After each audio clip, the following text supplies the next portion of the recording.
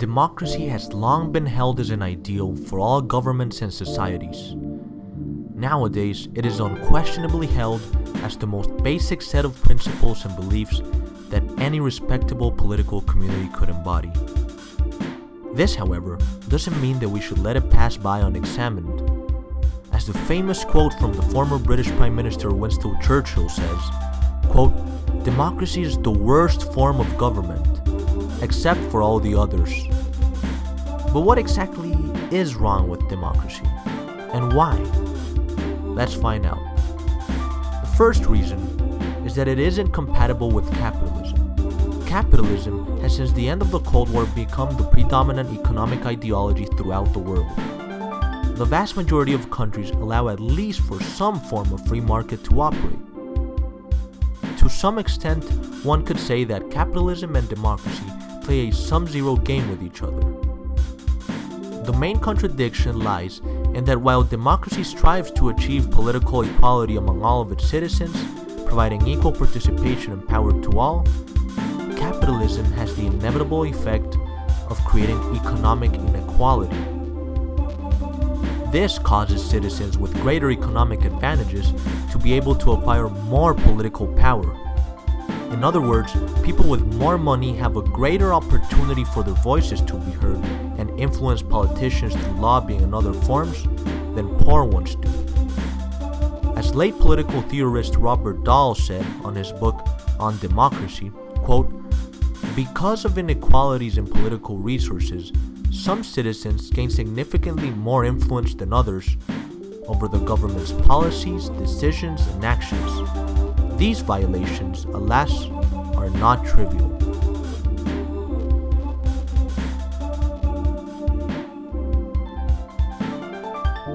The second problem with democracy is the danger of having the tyranny of the majority. Democracy strives to allow and make happen whatever the majority deems fair. Everyone's vote is counted equally, and whatever path achieves the greatest number of votes will be the one taken. A major worry about this, however, is that the majority cannot always be right.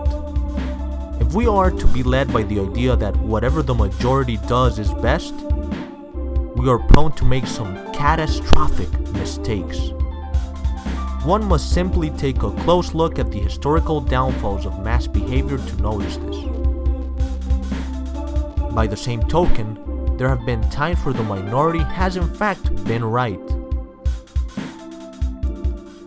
Now, lastly, a third and very significant problem arises with regard to democratic elections. We all agree that elected politicians should be granted a certain amount of power. But what kind of power? Some say that elected officials should be vested with their trust and the power to do whatever their independent judgment suggests them to do. But we are prone to make mistakes, like everyone, and what if their judgment fails?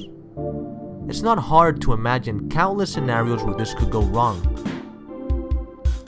Well, then what if our politicians become merely delegates to our will, allowing them no permission to involve their personal judgment? Sounds good, right? Officials do whatever the people tell them to do, and everything goes smoothly.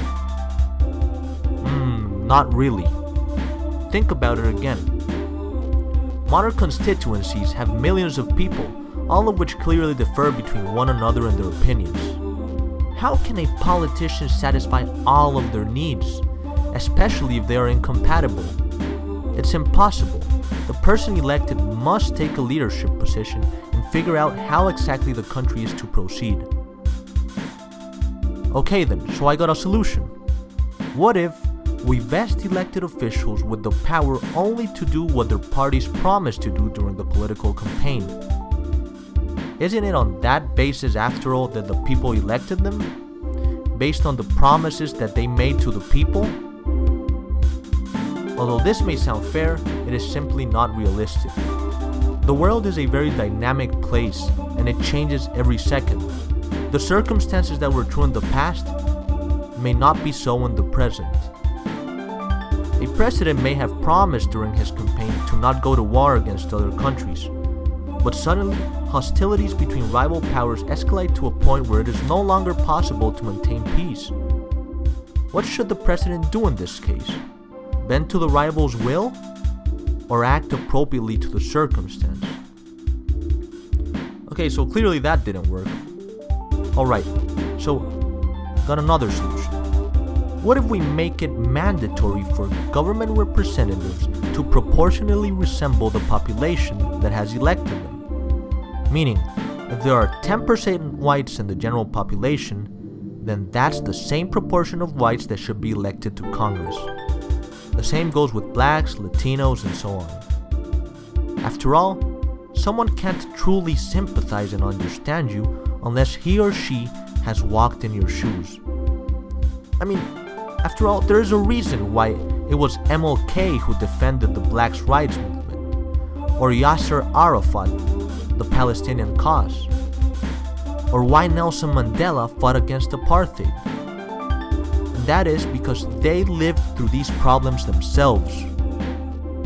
How could a rich Harvard kid raised up in a wealthy family in Boston truly understand a poor Haitian boy's hunger?